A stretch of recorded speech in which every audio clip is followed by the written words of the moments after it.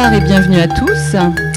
À l'invitation est un format qui a été initié par la documentation de l'ENSI et en fait a été mis en place pour favoriser la rencontre entre les élèves et le public avec des auteurs, un auteur, une pensée. La particularité à l'invitation, c'est que l'ouvrage est toujours abordé à la façon d'un projet de design, avec ses différents protagonistes, hein, donc auteurs, éditeurs, graphistes, ceux qui l'écrivent et ceux qui le fabriquent. Avant de commencer, je tiens à remercier pour leur collaboration mes collègues, Émilie Vabre, documentaliste ici à la documentation, Laurent Dubois pour la vidéo, Dominique Wagner, Ruth Bricou, Véronica Rodriguez de la communication de l'école, ainsi que l'ensemble de nos collègues pour leur soutien. Donc aujourd'hui, cette édition 18 sera celle de « À l'invitation » de Laurent Massalou. Laurent est designer, diplômé de cette école, où il dirige l'atelier Expérimentation domestiquée. Il est cofondateur de Radi Designer. Maintenant, il mène un travail solo de recherche dont certains projets ont intégré les collections du Fonds national d'art contemporain, le MUDAM de Luxembourg et le Musée d'art décoratif à Paris. Donc, c'est la suite d'une conversation avec Laurent que nous avons convenu de cette rencontre. Nous avions conscience que nombre d'élèves s'intéressaient au travail et au positionnement de Robert. D'ailleurs, j'ai noté, en regardant un peu plus près son mémoire de fin d'études, alors vous allez voir, son mémoire de fin d'études sous la direction d'André Günther en 1994, qui était intitulé « Muséon et Techné », que vous avez ici. Il s'intéressait déjà à la question du musée, à l'objet muséal, et dans ses conclusions, il tendait vers la réalisation d'un musée total via une réalité virtuelle perfectionnée. Donc, pour ceux qui ne connaissent pas la documentation de l'INSI, pour les personnes qui viennent de l'extérieur, sachez qu'il est consultable ici, hein, nous l'avons toujours. Il est assez particulier parce qu'il est bilingue français-allemand, et aussi il a une forme assez singulière, parce qu'il y a 3 parties où il y a un exposé autour de, justement, les musées, les technés. Et ce qui est amusant, c'est qu'à la fin, il y a une conversation virtuelle entre l'auteur et les différents auteurs et personnalités qu'il convoque. Donc, Robert, il pouvait parler avec Friedrich Nietzsche. C'était formidable. Donc, c'est vrai. Voilà. C'est vrai qu'il était là. C'est vrai qu'il était là, hein. Donc, après ce petit rappel, qui est un clin d'œil au passage de Robert ici dans l'école, nous sommes là aujourd'hui pour le catalogue Quiz, réalisé sur une idée de Robert Stadler, avec des textes de Robert Stadler et Alexis Vaillant, Kirsty Bell, Claire Brunet, ici présente, et Emily King. Et ce catalogue est édité par Manuela Éditions en 2014. Donc, nos invités vont donc questionner une question qui est chère à Robert, l'art et le design. Et pour ce faire, nous avons Claire Brunet, philosophe, maître de conférence à l'ENS Paris-Saclay, qui évoquera certainement son état de choses, texte qu'elle a écrit pour le catalogue. Nous avons aussi Michel Bavret, éditeur chez Manuela Éditions, qui nous parlera de la conception et de l'édition de ce catalogue, et certainement avec Robert, en l'absence de Léonard Vernet de Illustudio, de sa réalisation graphique. Donc Michel Bavret, je tiens à préciser, n'est pas un inconnu pour l'école, parce qu'en 2013, il était l'éditeur du livre Sur la forme de Jean-Christophe Bailly, réalisé avec des élèves de l'école, auteurs et illustrateurs, qui s'appellent toujours Léa Bardin, Julia Gelli, Chemseddine Erich et Alexandre Poisson.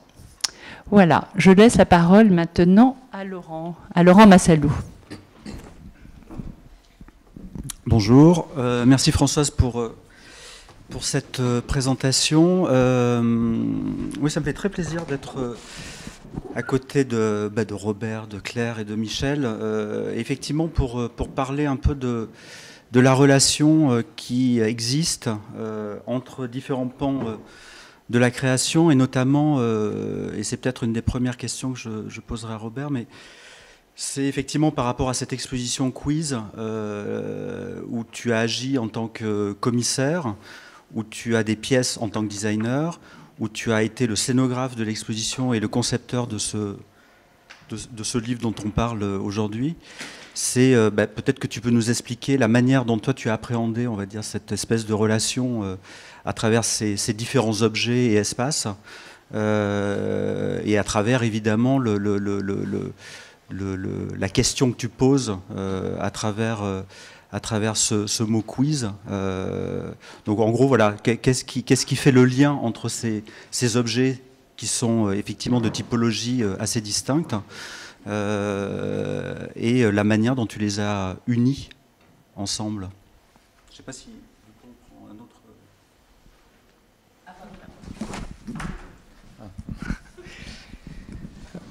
Alors, je montre peut-être un peu... Oui, je pense que le mieux, effectivement, c'est de passer peut-être, de voir l'exposition, en tout cas quelques images de l'exposition et de la manière dont elle organise justement les objets qui la composent. Ouais.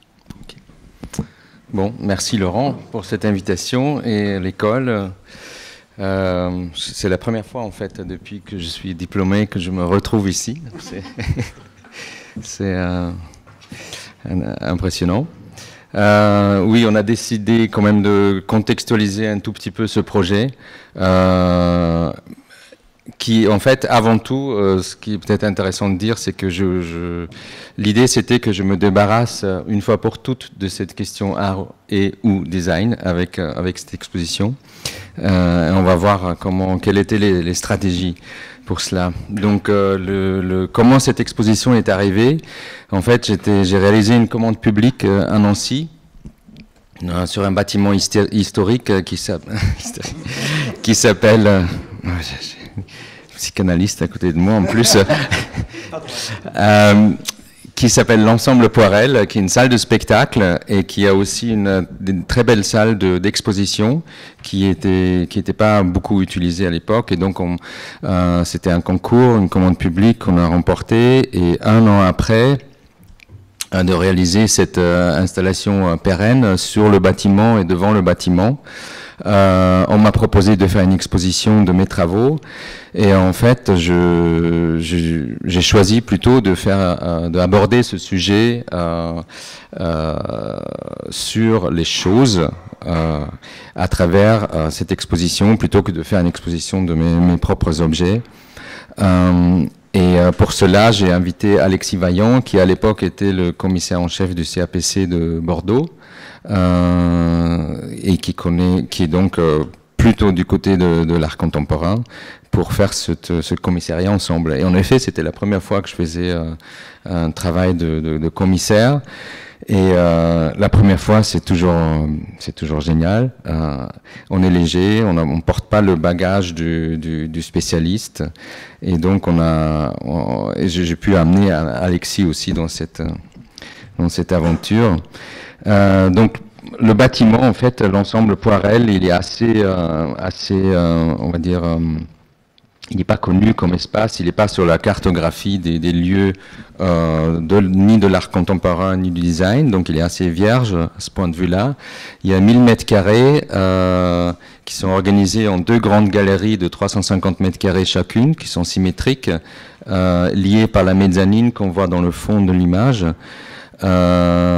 Et donc, qu'est-ce qu'on voulait faire? Ouais, peut-être il faut commencer par là. Qu'est-ce qu'on voulait faire? L'idée, c'était de parler d'une relation entre les objets.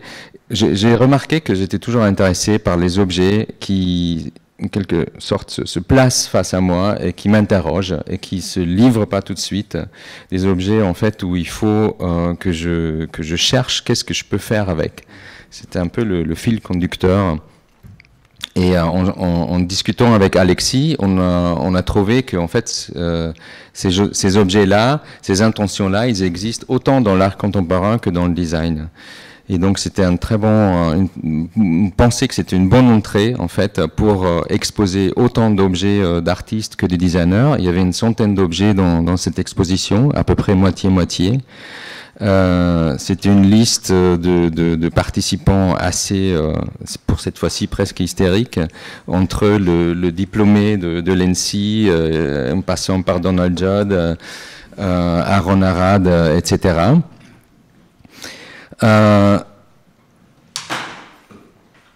L'exposition, ce qu'il faut dire aussi, c'est qu'elle est essentiellement, elle était essentiellement contemporaine, mais comme c'est pas un sujet nouveau non plus, je trouvais important de mettre quelques références historiques quand même de personnes, d'artistes et designers qui ont abordé ces questions sous différentes manières. Donc on voit par exemple au tout premier plan un blup de Richard Hartschwager, qui est artiste et qui a créé ces objets.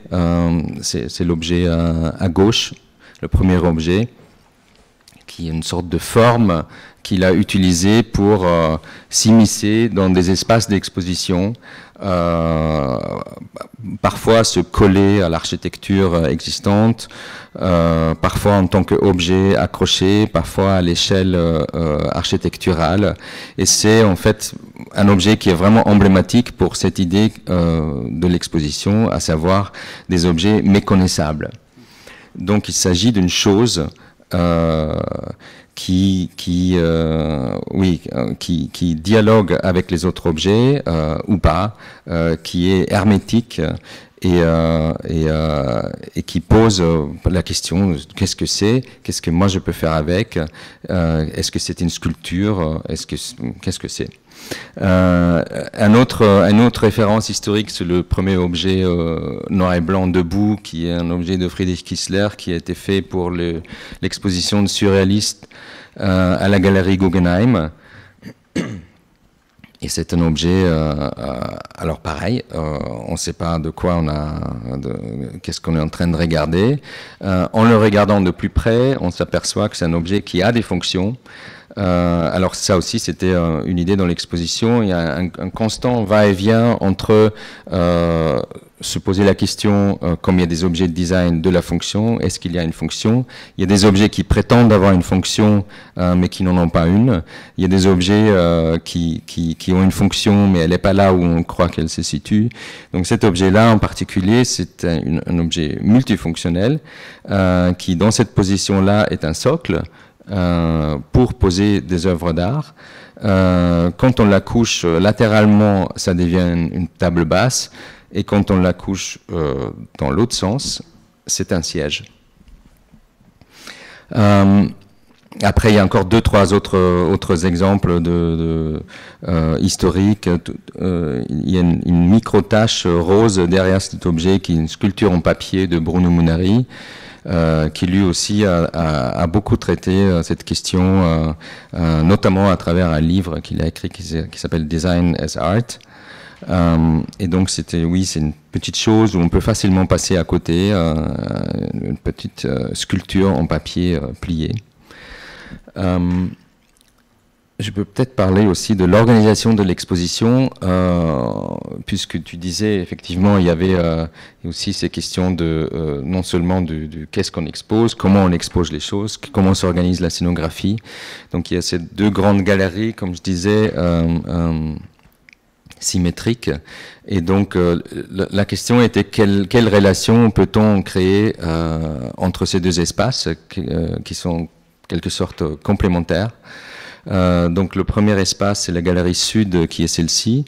Il y a ce grand, on l'a appelé le sushi bar pendant le montage, mais c'est un sushi bar en panne, où les objets sont à l'arrêt. Et sur les côtés, ces grandes surfaces bleues avec une sorte d'étagère assez près du sol. L'idée était de toute façon de créer un espace immersif où on est vraiment dans cet espace bleu. Le bleu, il était aussi utilisé, parce que j'avais lu une fois, j'ai aucune idée si c'est vrai ou pas, mais le bleu c'est la couleur la plus utilisée sur Internet. Et donc l'idée que ces objets soient un peu comme des images, qui apparaissent un peu comme des images avec une lumière très diffuse, qui produisent le moins d'ombre possible et qu'ils ne soient pas soclés.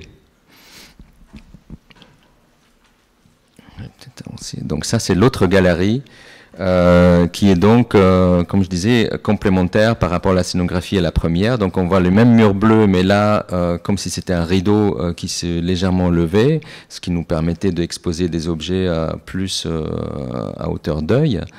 Et en revanche, la grande plateforme du milieu, elle est devenue plus simple. C'est une simple plateforme à une seule hauteur, ce qui permettait d'exposer des objets plus importants, plus grandes. Ça, c'est la vue de l'autre côté de la première galerie. Donc, tous ces objets, ce qui était important, c'est de les montrer. Ils coexistaient de manière parfaitement sans hiérarchie, sans chronologie et évidemment sans typologie, sans d'ordre typologique. Ça, c'est la mezzanine. Donc, on passait par cette mezzanine pour aller d'un espace à l'autre. La mezzanine avait aussi une autre fonction, c'est de accueillir des étudiants ou des groupes d'école pour des workshops, etc. Et donc là, on a simplement poursuivi l'idée de la scénographie, sauf que cette fois-ci, c'est pas seulement les objets qui sont les acteurs de l'exposition, mais les êtres humains qui se trouvent eux-mêmes, encore une fois, dans cet espace bleu au centre, et aussi la littérature, les catalogues des artistes et designers présents dans l'exposition. Il y avait aussi par-ci par-là des objets qui s'échappaient de ce dispositif rigoureux. Par exemple, à droite, à gauche, il y a une sculpture d'un artiste italien qui semble être un reste d'architecture. Là, un objet, un des nombreux objets qui nous amenait sur une fausse piste. On aurait pu penser que c'était un banc, mais c'est une sculpture de Gerwald Rockenschaub, un artiste autrichien. Ça, c'est la sculpture qu'on a vue tout à l'heure. Depuis la mezzanine, on avait aussi un espace comme ça qui surplongeait l'espace donc de la deuxième galerie. Au premier plan, deux sculptures assises d'un autre artiste qui a beaucoup travaillé cette confusion entre objet, fonction, objet utilitaire et objet d'art, sculpture, qui est Franz West.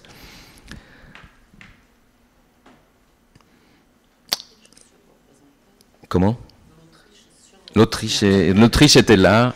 L'Autriche était là. D'ailleurs, la grande sorte de saucisse coudée au fond, c'était Heimo Zobernig, autre artiste autrichien. Ouais.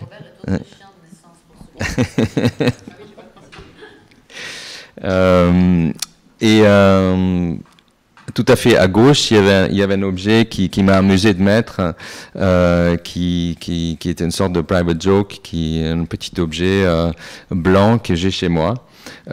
Et comme il y a quelques œuvres ou quelques mobiliers chez moi, les gens regardent les choses quand ils viennent, et parfois ils s'arrêtent devant cet objet et ils disent « ça c'est qui ?» Et en fait ça c'est un objet du BHV, c'est un étendoir à linge, absolument anonyme, mais qui a une forme effectivement intrigante et placé à la bonne hauteur, on peut se poser la question. Pardon. Non, mais il faut expliciter peut-être mon incise, c'est que Marcel Duchamp est allé acheter le porte-bouteille au BHV, d'où le côté très chic de Robert. Oui, ça c'est l'étendoir pas chic en fait, parce qu'il y en a des beaucoup plus... ça c'est l'étendoir plastique. Après, voilà, ça c'est quelques vues de détail.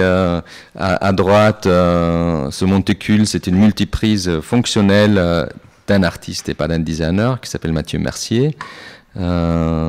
J'ai aussi pris beaucoup de plaisir de ressortir quelques objets que la plupart des gens ont oubliés ou même jamais vus, qui est par exemple cette canne à marcher, qui était le premier objet en injection gaz produit par Magis.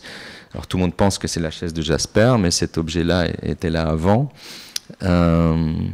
Après, il y a un autre objet dysfonctionnel qui pourrait être une sorte de carcasse de lampe, mais encore une fois, c'est pas ça. C'est une sculpture d'un artiste australien qui s'appelle Ricky Swallow, et un tableau qu'on appelle, cette typologie s'appelle les shaped canvas, un tableau donc légèrement tridimensionnel par Blair Turman, qui pourrait aussi bien être un morceau de carrosserie trafiqué. Bon, il y avait 100 objets à peu près, je vais pas tout montrer. Ça, c'est en fait les objets qui, comme je disais, qui sont un peu échappés des socles, enfin pas des socles, de la partie bleue de l'exposition. C'était un très beau Donald Judd que le musée d'art moderne nous a prêté et qu'on a pu poser presque en punk, sans délimitation, sans socle, et tout s'est bien passé. Ouais, peut-être juste 2 mots sur la suite. En fait, cette exposition a eu une suite sous une forme différente, parce que l'espace était différent et légèrement réduite, au Mudam de Luxembourg. Et donc, certains objets étaient le même, d'autres étaient pas encore là. La scénographie était toujours bleue, mais l'espace étant complètement différent, le dispositif scénographique l'était aussi. À droite, le cylindre vert, c'est une sculpture d'un artiste très intéressant, un artiste suisse, Robert Breer. C'est des sculptures en fait qui bougent, mais ils bougent tellement lentement que l'œil nu peut presque pas percevoir qu'ils bougent. Mais donc on va voir cette sculpture, on va faire le tour de l'exposition, et quand on revient, l'objet n'est pas à la même place. Donc très bon pour quiz, très bon candidat. C'est Claudia Comte, artiste suisse, Aldo Backer, Konstantin Grcic, Charpin, et une chaussure. Oups, qu'est-ce que je fais? Suspendre. Pardon. Et en haut, une chaussure de Zaha Hadid, en métal chromé.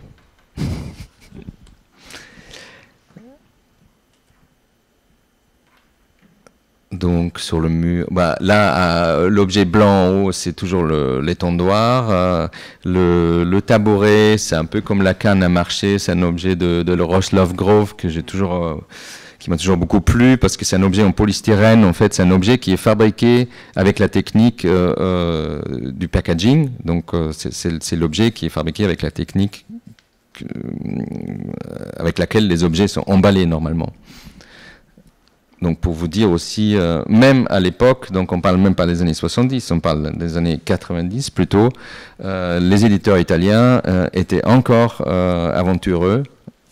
Donc il faut pas revenir aussi longtemps, parce que voilà, c'est un objet qui pose évidemment la question du jetable, c'est du semi-jetable, il n'a pas été longtemps en production.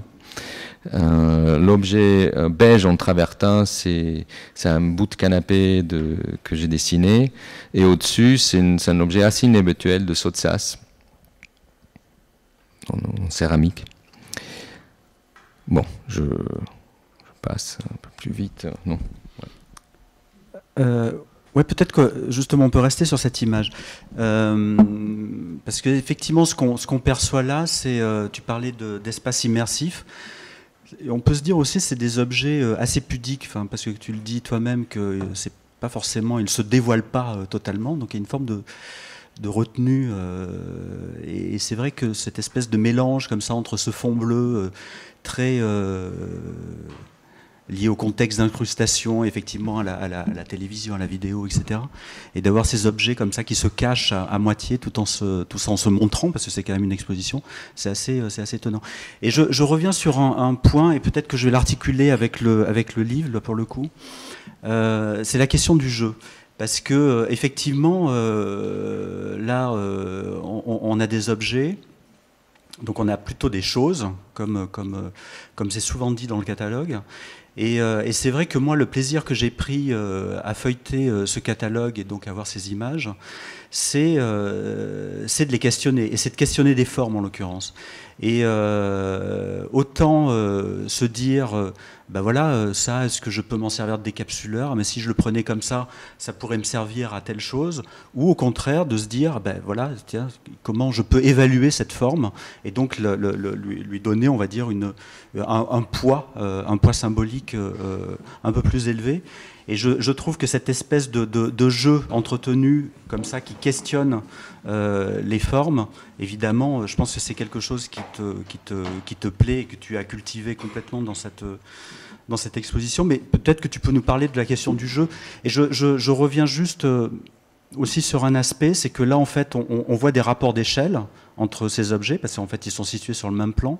Et là, pour faire le lien avec le livre, Claire, je ne sais pas si tu peux me passer le... Ah ben voilà. Mais en fait, très souvent, voilà, là c'est un exemple, en fait il y a un fond blanc, on va dire, ou un fond plutôt neutre, et donc du coup on n'a aucun rapport à l'échelle. Et donc du coup, enfin, moi je sais que ça m'a questionné encore plus justement sur les formes et la signification que pouvaient ramener ces formes. Peut-être que tu peux nous parler de ce rapport-là.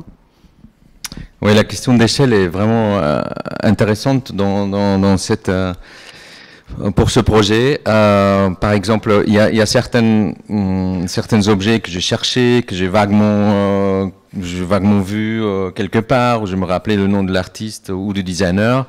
Quand on retrouve après l'objet du designer, on a généralement peu de surprises par rapport à l'échelle, puisque le design, il est fait pour nous, et donc il est toujours à notre échelle, en quelque part.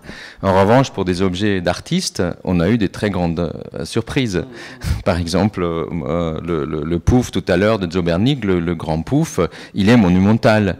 Donc il évoque un pouf, mais il n'a absolument rien à voir avec un pouf, et donc ni avec l'échelle d'un pouf. Donc ça, c'était... On a utilisé différentes stratégies, en fait, pour rebrouiller les pistes et pour rendre ces objets encore plus énigmatiques ou qui nous interrogent. Enfin, de toute façon, toute exposition est une forme d'instrumentalisation des choses exposées, des objets exposés. Et donc là, on s'était pas retenu pour aller le plus dans ce sens-là.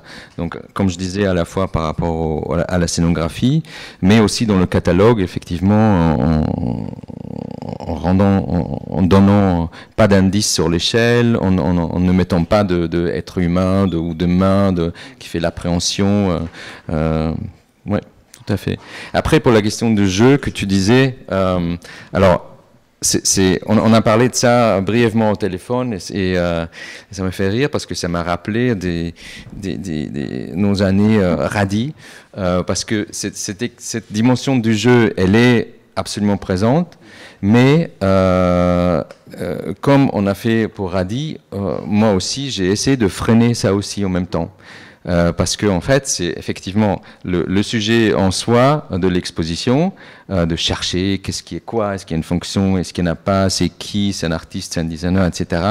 Avec le titre de l'exposition, les équipes pédagogiques du musée, ils se sont jetés dessus et ils voulaient faire toute une sorte d'animation avec des flyers et des petits livrets. Et tu vas trouver, tu peux cocher, et tu peux gagner des points. Et donc, moi, j'étais plutôt en train de calmer le jeu. Et je me souviens que par rapport chez Radi, c'était souvent ça aussi, c'est-à-dire que on a fait des choses qui avaient une dimension humoristique, mais déjà jamais on s'était assis autour de la table et on a dit qu'on va faire quelque chose de drôle.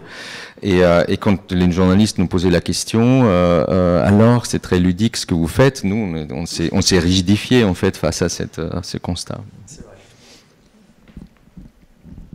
Non, j'avais une question, puisque, alors peut-être que Michel peut en parler aussi, mais c'est la question des légendes, parce qu'effectivement, là dans le catalogue, pour revenir à lui, toutes les choses, les images de choses sont liées à son auteur, et l'auteur est... je veux dire, la succession des pages suit l'ordre alphabétique du nom. Ce qui, je pense, n'est absolument pas le cas dans la version spatiale et scénographiée. Et donc, quelle est pourquoi cette différence-là entre la succession, on va dire, spatiale et la succession temporelle telle qu'on peut l'avoir dans le livre? Parce que dans le livre, le livre est un espace plan qui se déplie. Et donc, si on avait mis un autre ordre que l'ordre alphabétique, il y aurait eu une interprétation. Et on aurait donc mis en rapport des objets les uns avec les autres selon un ordre qui aurait été interrogé. Quand c'est dans un espace en volume, le rapport des objets n'est pas du tout interrogé de la même manière. Là, le fait qu'on soit dans une succession de pages, dans un déroulé, si tout à coup on met Mathieu Mercier après Hélène Martin, le lecteur va dire pourquoi ? Et l'ordre alphabétique évite cette question, tout simplement. Et c'est l'ordre qui s'est imposé pour préserver, en fait, cette question de qu'est-ce que c'est ? Voilà, pour offrir le moins de prise possible à l'interprétation. J'avais peut-être une question, tant qu'on est sur ces pages-là, c'est la question des légendes. Et après, on en reviendra au texte avec Claire. Mais donc il y a des légendes de nature. D'ailleurs, est-ce qu'on peut dire que c'est une légende? C'est pas vraiment une légende. C'est des citations. Et d'où proviennent-elles? Et comment vous avez effectué ce choix? Parce qu'il y en a qui sont très succinctes. Hein. Voilà, je suis devant celle de Thomas Grunfeld qui dit tout art est hybride, d'autres qui sont un peu plus développées, quoique c'est souvent assez court. Hein. Mais qu'est-ce qui a prévalu on va dire à la prise de cette citation parmi tout le corpus de textes ou de toutes les citations? Pour compléter la réponse de tout à l'heure, alors par rapport à l'ordre dans l'exposition, c'est aussi simplement quelque chose qui serait impossible à faire parce que dans une exposition, il y a le moment de l'accrochage et il est essentiel de se préserver quelques jours en accrochage où on se permet de bouger les choses, même si on a tout fait à l'avance en maquette et en 3D, il y a des choses qui marchent et qui marchent pas bien, moins bien. Et d'ailleurs, je dois dire que là, avec Alexis Vaillant, c'était vraiment très très intéressant puisqu'il a vraiment une très bonne expérience de l'accrochage. C'est quelque chose que je dois dire qui manque parfois dans les expositions de design, mais simplement parce que c'est pas, il y a moins la culture d'exposer les choses en design qu'en art. Et en tout cas, pour moi, c'était très très enrichissant de travailler avec Alexis là-dessus. Et alors ta question pour les citations, déjà on voulait réduire les légendes, on va dire classiques, parce qu'aujourd'hui tu t'intéresses à Grunfeld, tu tapes Grunfeld et tu as des pages sans fin. Donc ça c'est peut-être plus tellement l'endroit, le livre ou un catalogue d'exposition, c'est pas tellement l'endroit. On trouvait intéressant à faire parler les gens. Donc là aussi, comme dans le MUMA, on a fait parler les morts parce que tout le monde n'est plus là. Mais en fait, on a simplement invité tout le monde qui était là à donner une citation. Il y en a qui ont répondu, il y en a qui n'ont pas répondu. Ceux qui n'ont pas répondu, c'est nous-mêmes qui avons cherché une citation sur Internet qui nous semblait pertinente. Et voilà. Et peut-être que vous, toi et Claire, peut-être vous pouvez parler de la manière dont vous avez, toi, comment tu as fait appel à Claire et un ensemble d'autres auteurs, et quelles étaient les indications ou parce qu'effectivement les textes s'écrivant, on va dire en amont, on va dire de l'exposition et même de la sélection finale, sans doute des objets de l'exposition. Je pense que c'est des indices, c'est des idées comme ça qui sont échangées. Mais voilà, peut-être que vous pouvez, peut-être toi Claire, parce qu'en fait quand on s'est entretenu, tu m'as dit. Voilà, j'ai écrit ce texte, et mais je le réécrirai autrement, sans doute, avec un autre angle de vue en 2019, par exemple. Et voilà, mais en tout cas, peut-être que ça peut être intéressant que vous échangiez à ce propos-là. On s'est demandé parce qu'on se connaît bien, quoi. Enfin, j'imagine. Non, c'est vrai qu'en fait, alors d'abord, il m'est arrivé plein de choses amusantes. C'est que j'ai perdu tous les livres que Robert m'a offerts, et ensuite, y compris celui-là. Et donc, je voulais relire mon texte, ce que je n'ai pas fait. Mais dans mon souvenir. C'est un texte assez... J'étais mobilisée au titre de la philosophie, on peut dire ça, laissant à Alexis Vaillant l'art contemporain, à Emily King la critique. Bon, on avait une espèce de... Disons qu'il y a un dispositif. Enfin, je veux dire, de ce point de vue-là, effectivement... Moi j'ai une question sur le... J'ai deux questions, en fait, à t'adresser, mais je vais les donner maintenant, qui sont sur... au fond, il existe plein de figures de designers. Et est-ce que tu revendiquerais l'idée d'être un designer collectionneur? Parce qu'en fait, le texte s'est déplacé, puisque tu as mené pendant 2 ans, on va dire, une énorme entreprise de curateurs, de constructeurs d'expositions, fabricants de livres. Tu as quasiment passé 1 an et demi à ne faire que ça, dans mon souvenir. Et donc c'était un moment déjà de pause, et en même temps c'est pleinement une activité que tu as faite comme designer, il me semble. Et donc moi j'avais une question sur, oui, est-ce que tu revendiquerais d'être un designer collectionneur? Parce qu'au début, la commande était incertaine entre ce livre-là et puis l'autre. Et d'abord je m'étais dit que si tu me demandais d'écrire pour l'autre, non, la monographie là. J'aurais voulu écrire sur Robert Stadler, collectionneur. Parce que Robert collectionne de l'art contemporain. Alors après, oui, disons que vous teniez beaucoup à chose qui n'est ni objet ni produit. Donc en fait, j'ai tenté de faire un texte sur les choses.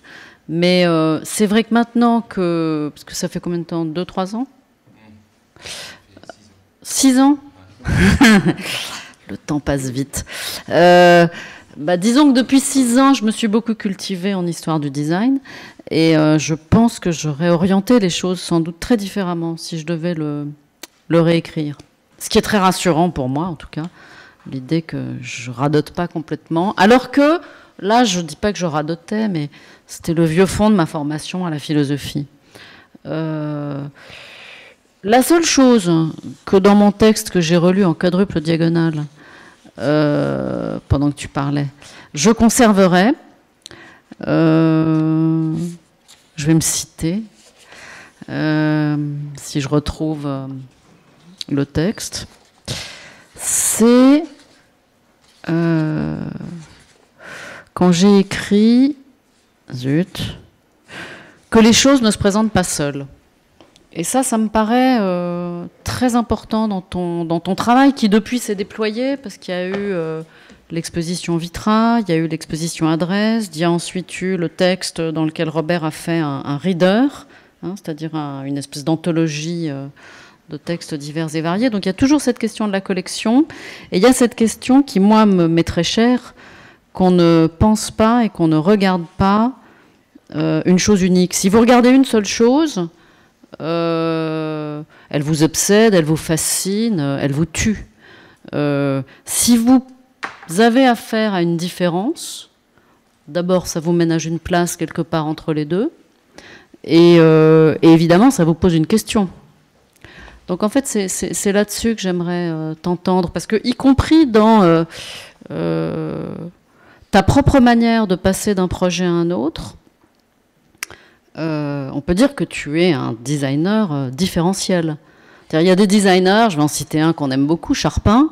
Je ne vais pas dire que c'est toujours la même chose, mais il y a une espèce d'obsession, de continuité, alors que toi, on peut dire que tu es vraiment un praticien, comme si tu relançais à chaque fois la totalité de ta culture, et de telle sorte qu'il y a un interstice entre les projets où on peut trouver une place, je trouve.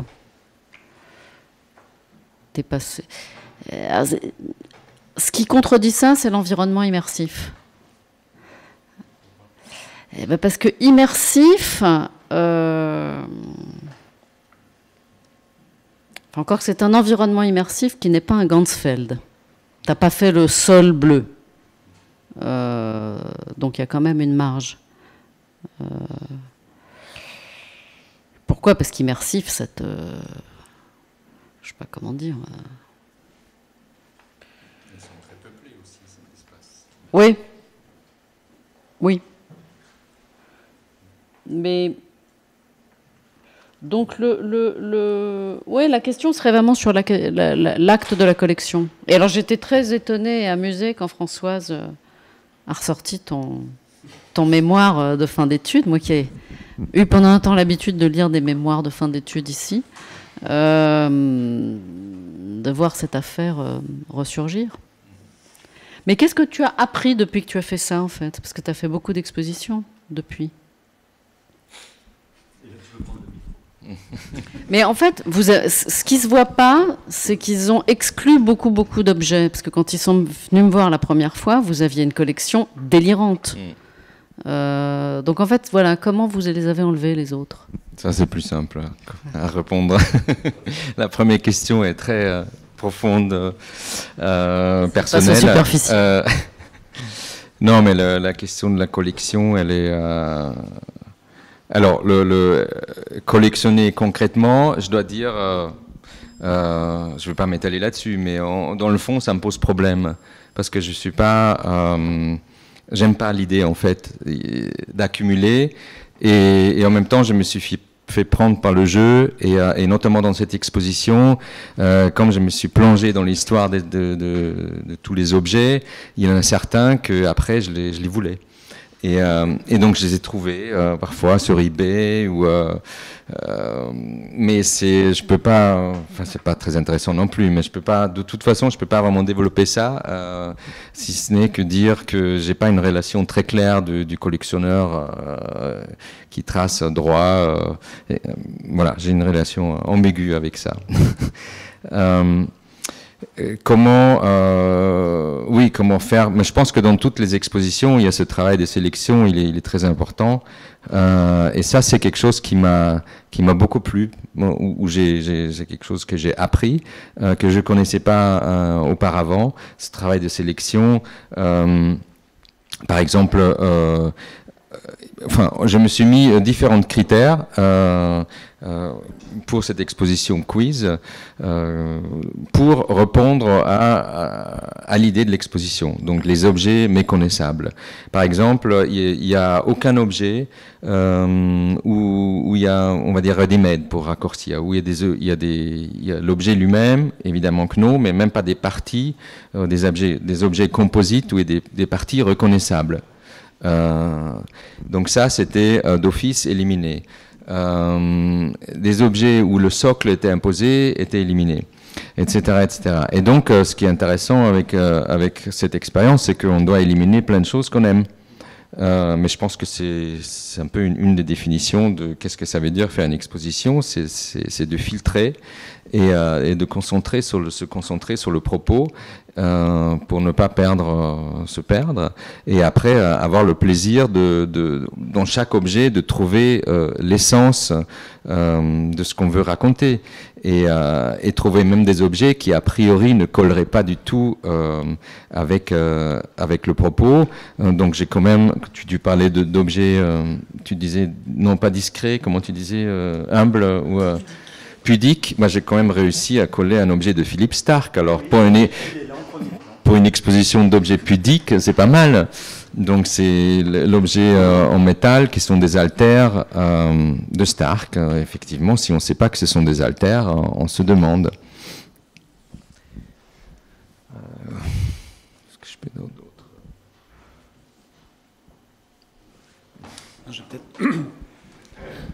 Pour reparler de livres, parce qu'effectivement, comme Claire l'a indiqué, ton travail, bon, bien sûr en tant que designer, mais là en tant que commissaire et scénographe, et passionné par les livres, les catalogues, peut-être que enfin là on est entouré de certains des livres qui sont soit liés à des expositions que tu as fait, soit effectivement à ta monographie.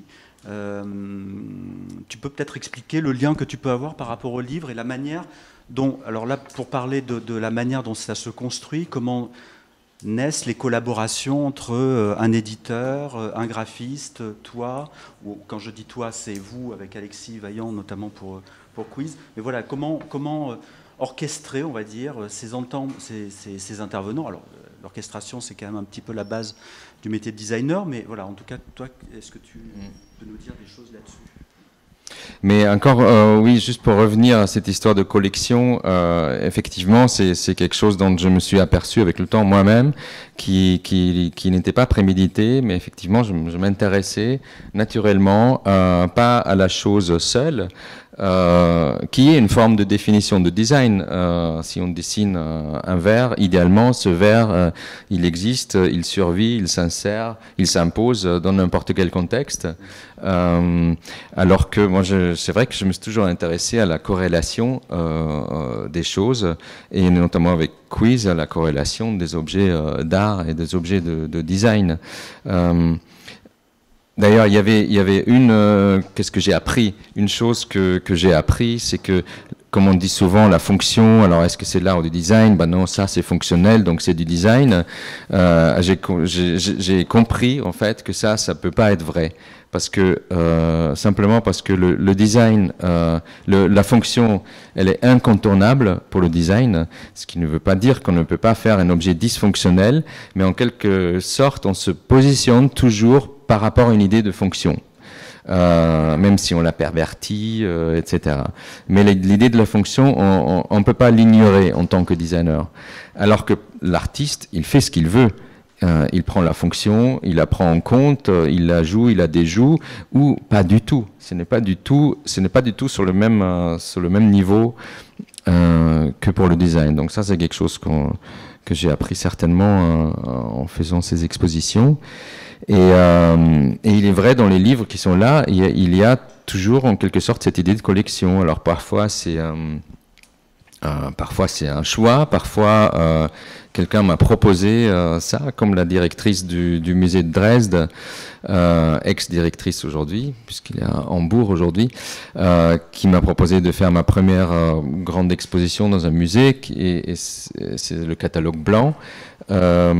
Ça s'appelait You May Also Like Robert Stadler. Et en fait, ce titre, il avait une multiple. Il y a plusieurs idées derrière ce titre. La première, c'est qu'elle m'a invité donc à faire une exposition de mes projets, mais parallèlement ou simultanément, elle m'a proposé de choisir des objets des collections de Dresde. Alors il faut savoir, les collections de Dresde, ils sont infinies. Je crois qu'il y a 1,5 million d'objets à Dresde, répartis en 8 musées. Ça couvre à peu près tout. Il y a la porcelaine de Meissen qui est là. Il y a une sorte de incroyable cabinet de curiosité qui s'appelle la voûte verte. Il y a du mobilier, il y a tout, de l'art, de l'antiquité, de la préhistoire jusqu'à l'art contemporain. Et donc j'ai passé énormément de temps à choisir, à d'abord m'entretenir avec tous les curateurs, parce que c'est quelque chose qui ça se fait pas tout seul. C'est-à-dire que comme les collections sont d'un très grand niveau, eux, ils ont l'habitude qu'il y ait des gens qui viennent le voir et qui disent je veux bien emprunter ton vase grec, et eux ils sont un peu là genre oui, et c'est pourquoi, et c'est quoi l'idée, et c'est quoi et donc il fallait vraiment parler avec chacun pour lui raconter en fait ce qu'on voulait faire, parce que comme ça s'est très bien passé avec Alexis pour Quiz, j'ai invité Alexis d'être le curateur de cette exposition à Dresde. Et donc finalement, il y avait à peu près 75 objets de moi. Il y avait 23 objets des collections de Dresde. Là aussi, énorme réduction, de 1,5 million à 23.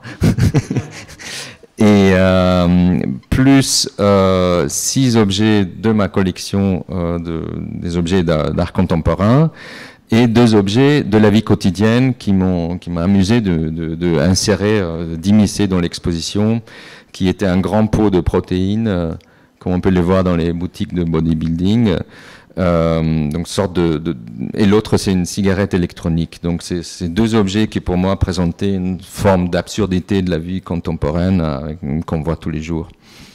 Et donc oui c'est vrai, à chaque fois collection, à chaque fois mettre ensemble des choses qui a priori n'ont rien à voir et trouver des relations parfois très concrètes, très fondées et parfois parfaitement subjectives, avec encore une fois la liberté de ne pas être un curateur et de ne pas être un académique.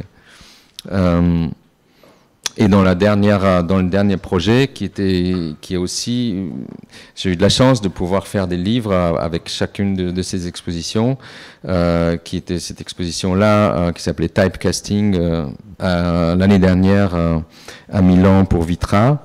Alors là, c'est en effet Vitra qui avait vu ce que j'avais fait avec ces deux expositions avant et qui m'a proposé de faire une exposition. Le brief était le monde de Vitra. Ok. Le monde de Vitra hier, aujourd'hui et demain. Et donc, il s'agissait là, encore une fois, de faire le choix ou la sélection dans une collection impressionnante et très, enfin, on peut pas dire complète, mais pour une collection de mobilier très fournie. De Vitra de sa production actuelle, des pièces de Vitra Design Museum et des pièces de la collection de Rolf Hellbaum, qui est le fondateur de Vitra lui-même. Donc là, je ne sais pas si on veut rentrer là-dedans ou... Je reviens à ma question... Pardon ? Ouais. Non, je reviens un tout petit peu à ma question. Non, c'est sur le fait d'avoir des interlocuteurs assez divers. Je parlais des graphistes, ta relation avec eux, avec l'autre commissaire d'exposition, Alexis Vaillant, pour certaines des expositions. Le travail que tu peux avoir avec les gens qui diffusent et éditent ces livres. Voilà, je voudrais juste connaître un peu de ce que tu pourrais dire de cette relation-là, en fait. Comment tu choisis les graphistes, pour quelles raisons, etc. Là, il n'y a vraiment pas une chose à dire. Alexis Vaillant, en fait, je me suis rappelé d'une exposition vraiment étrange et atypique qu'il a fait à la Fondation Electra il y a très longtemps, avec un dispositif scénographique important, ce qui est surprenant pour un commissaire d'art contemporain qui ont plutôt déjà pas le budget de faire de la scénographie et pas non plus souvent les ambitions. Et puis j'ai regardé depuis ce qu'il a fait au CAPC et je le connaissais pas en fait, je l'ai appelé comme ça. Après pour une exposition que tu as vue. Oui. Une exposition en particulier et après, regardant un peu plus en détail,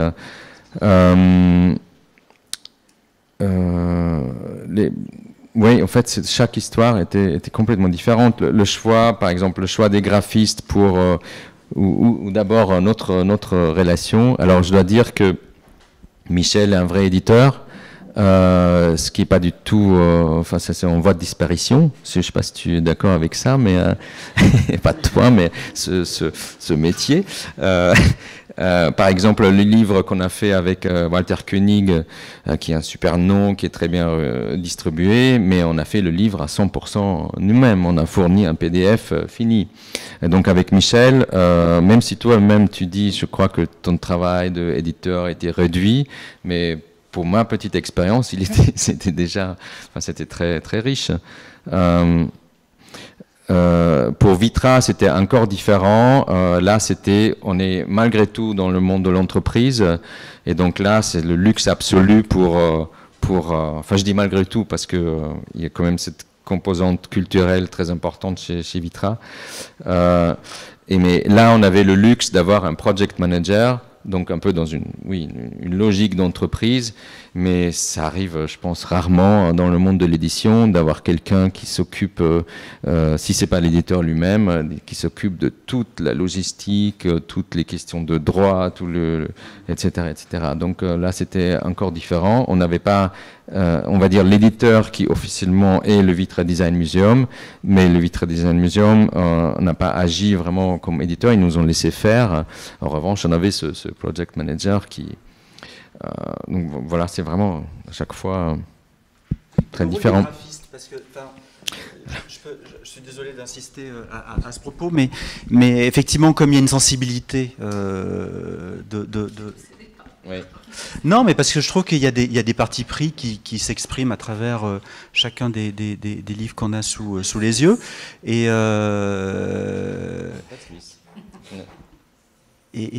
je voulais savoir si c'était toi qui étais allé vers eux ou au contraire c'était des discussions que tu avais avec l'éditeur et comment, enfin justement ta sensibilité associée à celle des graphistes avec qui tu as travaillé, comment ça s'établit, voilà, parce que il est question aussi de design graphique comme autant du design lié à la scénographie, etc. Et comment tu articules l'ensemble. Mais peut-être que tu n'as rien à dire là-dessus. Hein. Non, au contraire, si j'ai pas encore répondu, c'est que j'ai une relation difficile avec les graphistes.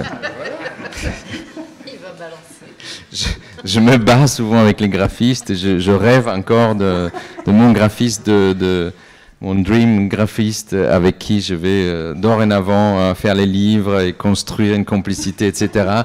Donc pour l'instant, je fais des sauts de lapin d'un graphiste à l'autre. Et à chaque fois, ça chauffe. Et donc, je suis très content du résultat finalement avec que Il Studio a réalisé, mais c'était pas du tout évident.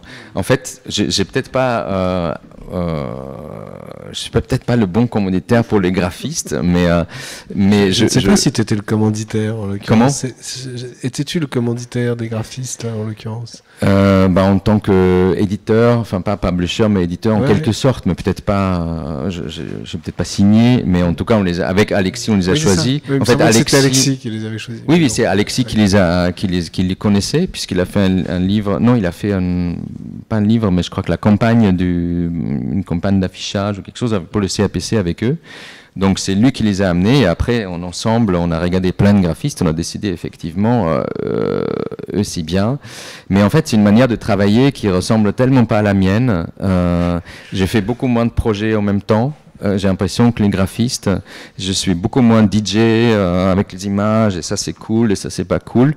Donc parfois je rêve d'un vieux graphiste suisse en effet, mais en même temps, après, j'ai pas envie d'un livre dans le style d'un vieux graphiste suisse. J'ai envie d'un livre d'aujourd'hui. Et là, je trouve ce livre, il est réussi en ce sens-là. Mais voilà, enfin, tu as sans doute des choses à... Oui, je veux bien parler de ça un petit peu parce que c'était une aventure assez singulière. Au sens où... Enfin, je me souviens d'une réunion chez toi. Où j'en suis sorti très très déstabilisé, car je suis venu avec Léonard montrer les épreuves de la maquette, et il se trouve que nous avons reçu les textes, nous avons reçu les images très très tardivement, c'est-à-dire grosso modo on a fait la maquette en une semaine. Et pour moi tout ça est très loin, mais j'ai le souvenir d'un livre qui est apparu en fait. Qui est apparu sous mes yeux, c'est-à-dire que Léonard m'a montré une maquette qui n'était ni faite ni à faire, il n'y avait pas 2 pages pareilles, et je me suis dit, on va montrer ça à Robert. Et Robert a dit, mais comment peux-tu me montrer un truc pareil?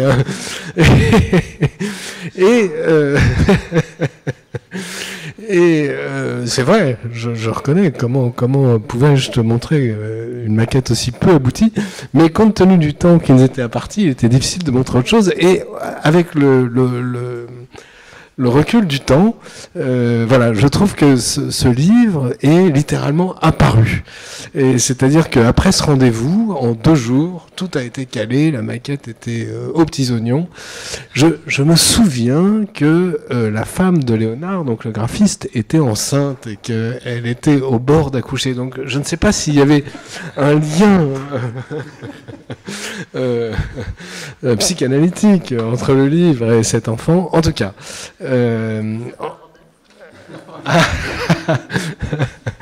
En tout cas, je suis d'accord avec toi. C'est que ça faisait longtemps que je ne l'avais pas revu et regardé, et que cette rencontre m'a invité à le regarder avec un œil neuf. Et je trouve que c'est un objet qui est très contemporain. Voilà, c'est-à-dire que à la fois il répond parfaitement aux propos d'origine qui étaient mais qu'est-ce que c'est ? Et quand on regarde ce livre, on n'a aucune réponse. On voit que c'est un livre, mais on ne sait pas que c'est un catalogue d'exposition. On n'a aucune idée de ce que c'est. Et en fait, c'est un livre qui offre un cadre à une question. Voilà, je trouve que ces 4 lettres comme ça sur la couverture reprennent la mise en page de l'intérieur de façon très adroite et offrent un cadre à des images qui sont un questionnement. Voilà. Et sinon, en tant que tel, dans la relation d'un éditeur avec un artiste ou un curateur, effectivement, personnellement, je me suis senti en position basse en tant qu'éditeur, mais c'est pas péjoratif, hein. C'est-à-dire que c'est un catalogue d'exposition, donc les commissaires sont arrivés avec une pensée de l'objet assez précise. Ce n'est pas moi qui ai commandé les textes, ce n'est pas moi qui ai supervisé le choix des images. Donc mon travail a été plutôt un regard bienveillant sur tout ce travail et de faire en sorte que ce livre aboutisse. Voilà, avec plein de questions qui sont d'ordre vraiment technique et que je vous épargnerai ce soir, mais voilà. Mais en tout cas, voilà, je trouve que le résultat est à la hauteur du projet. Voilà.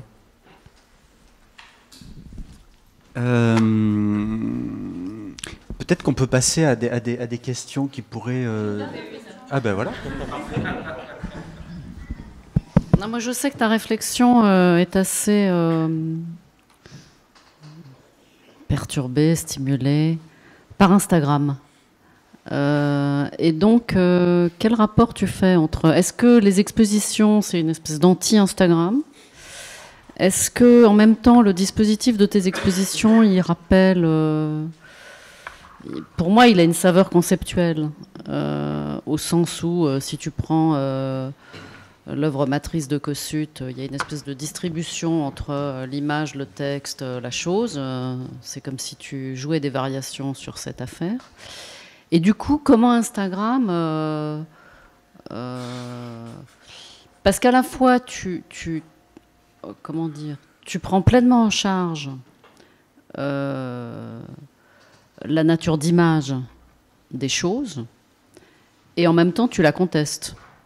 C'est ça, les installer, etc. Et en même temps, bon, on pourrait, mais on n'a pas le temps, s'interroger sur le type d'objet que tu choisis, formellement, leurs caractéristiques. Il y a quand même comment dire, je ne saurais pas le décrire d'ailleurs. Enfin, je veux dire, depuis tout à l'heure, je cherche. S'il y avait... Non, mais oui, s'il y avait... Hein ? Oui, il y a une cohérence, mais quelle est cette cohérence ? C'est-à-dire, il n'y a pas beaucoup d'objets trash. Bon, par exemple. Mais ça ne suffit pas à caractériser. Il faudrait arriver à construire non seulement ce que c'est pas, mais ce que c'est. Mais indépendamment de ça,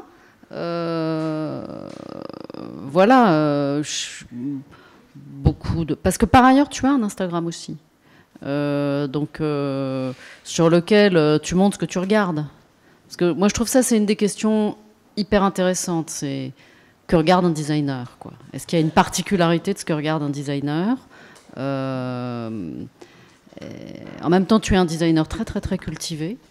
Je ne dis pas que ce n'est pas le cas de tous les designers, mais non, je le dis quand même. Non, mais il y en a qui sont en voie de se cultiver. Ils sont de plus en plus cultivés, grâce à Instagram aussi, d'ailleurs. Enfin, je veux dire, je ne suis pas du tout dans une critique simpliste d'Instagram, mais c'est un autre mode d'exposition.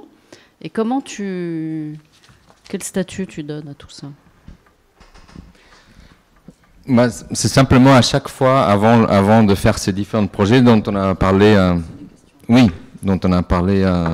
aujourd'hui, je me pose la question, un peu comme le designer peut se poser la question, qu'est-ce qu'on peut mettre, genre, encore une chaise, tu vois. Alors, qu'est-ce que le projet qu'est-ce qui va faire qu'il y a une forme de relevance, on dit, pertinence, raison d'être aujourd'hui, et je vois simplement pas comment on peut éviter cette question de la coexistence de l'objet et de son image aujourd'hui. Donc ça me paraît juste, donc c'est pour ça que je pense que ça revient à chaque fois. Bon, quiz, on a compris. Dresde, j'en ai parlé un peu. Dresde, je repris en fait cette idée d'objets qui sont à la fois physiquement là, donc je suis pas d'accord que je renie en fait. Oui, alors j'ai pas bien compris, mais de montrer ensemble l'objet et l'image et notre œil qui va de l'un à l'autre et qui cherche et qui parfois ne trouve pas. M'intéresse. Donc à Dresde, par exemple, il y avait le grand mur du fond dans la salle qui faisait 12 mètres par 5. C'était une sorte d'écran rétroéclairé où j'ai poussé un peu ce que j'ai essayé de faire dans Quiz avec ce fond bleu. Mais là, on avait la possibilité de faire quelque chose de plus ambitieux. Donc j'ai fait cet immense écran rétroéclairé sur lequel j'ai accroché des objets physiques. Donc là, vraiment, les objets étant rétroéclairés sur un fond blanc, c'était un peu comme les regarder quand on détourne des images sur Photoshop, et ça illustrait parfaitement cette coexistence qui peut tout être, comme est la coexistence des objets sur Internet. Et puis Vitra, j'ai répondu aussi en quelque sorte en prenant en compte ces phénomènes qui sont là aujourd'hui. Alors le titre de l'exposition est Typecasting. Typecasting, ça vient du monde du cinéma ou du théâtre, quand une personne est toujours choisie pour une caractéristique précise. Donc il y a la belle, il y a le méchant, il y a un emploi. Okay. L'expo emploi, c'est pas mal. Ouais. Plus le contre-emploi. Ah oui. Oui. Et donc je me suis dit, qu'est-ce que je peux, en plus par rapport à toutes les expositions et les présentations que Vitra fait déjà et a déjà fait, qu'est-ce qu'on peut raconter sur ces objets? L'idée était de faire une exposition qui parlait autant des objets, mais que de nous-mêmes. Et donc j'ai présenté les objets, j'ai groupé des objets comme des personnalités. C'est comme si ces objets étaient des personnalités qui se regroupent dans des communautés, comme on le fait sur les réseaux sociaux. Donc il y avait 9 groupes. Il y avait les beauty contestants, il y avait les compulsive organizers, il y avait les slashers. Ça c'est quelque chose que j'ai appris en faisant le projet aussi. Les slashers, c'est vous devez le savoir, mais c'est des personnes qui ont différents rôles ou travaux dans une journée. Donc designer / pâtissier / Uber, chauffeur Uber le soir. Et donc ça, par exemple, j'ai mis des objets qui existent sous différentes formes. Différentes formes. C'est toujours la même forme, mais c'est différents matériaux. J'ai essayé d'aller plus loin que de juste montrer la même chaise, mais avec ou sans coussin ou différentes couleurs. Mais par exemple, il y a une série de la Vitra Édition où ils ont fait intervenir différents designers sur la chaise Pantone. Enfin, pas seulement intervenir, mais vraiment faire des chaises Pantone différemment. Donc il y avait la Pantone transparente. Donc pour une fois, on a vu qu'il y a des nervures en fait en dessous pour pouvoir résister. Il y avait la Pantone en flocage couleur fluo. Donc ces courbes et ces ombres qu'on connaît tellement bien de cet objet étaient un peu effacées. Voilà. Enfin. Donc c'est vrai que ça revient à chaque fois. Et dans l'exposition Typecasting, il y avait 3 très grands écrans. Et il y avait un nombre de caméras qui étaient placées sur le dispositif. Le dispositif était un peu comme à Dresde, c'est-à-dire tous ensemble, pas de socle, Pas de chronologie, pas de hiérarchie. Le seul, on va dire, la manière de les grouper ou de les placer, c'était ces groupes, ces communities, comme je les ai appelés, ces 9 différents groupes. Et donc, il y avait les caméras qui étaient placées parmi les objets et qui étaient régies par une vidéo-régie, des caméramans qui travaillaient dans l'exposition pendant toute la durée de l'exposition. On pouvait les voir, donc il y avait aussi une composante de performance dans cette exposition, ce qui on n'a pas l'habitude quand on est dans les expositions de design. Donc on voyait ces caméramans piloter les caméras qui, eux, c'est comme s'ils caressaient les objets. Enfin, c'était des mouvements caméra très lents, parfois avec des très gros zooms. Et comme on ne pouvait pas approcher les objets, il y avait cette présence d'image des objets, mais qui, comme la caméra, elle voit beaucoup mieux maintenant que notre œil, peut aller beaucoup plus proche. Il y avait cette relation. Il y avait un effet aussi qui était même pas voulu, mais qui était qui fonctionnait bien dans l'exposition, c'est que ce mouvement-là, avec la très grande résolution des écrans, faisait que les gens pensaient que c'était des 3D en fait. Donc il y avait une première approche dans l'exposition, ils pensaient qu'il y a les objets et les 3D. Et en fait, après, ils voyaient les caméras, ils voyaient les caméramans à l'œuvre, et c'est là qu'ils comprenaient qu'effectivement, ça arrive ici et maintenant. Et voilà. Les images étaient diffusées strictement au niveau de l'exposition, ou elles étaient diffusées justement en dehors, sur des réseaux sociaux, sur d'autres types de chaînes? Non, elles étaient dans l'exposition. Que dans l'exposition, oui. Ouais. Après, ils étaient pas mal repris. Oui, après, ça a été repris. Mais c'était dans l'expo, oui.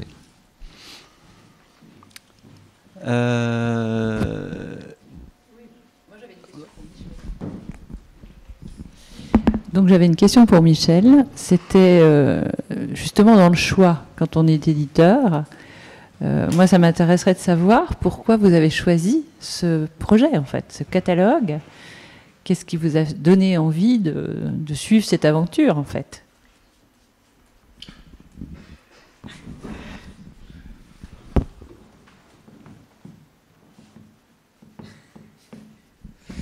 Non, j'essaye de me remettre dans l'état d'esprit de l'époque. Déjà, moi je trouvais que le sujet en soi était intéressant. C'est-à-dire cette interrogation de la limite ou de l'absence de limite entre l'art et le design. C'est quelque chose qui en soi m'intéressait.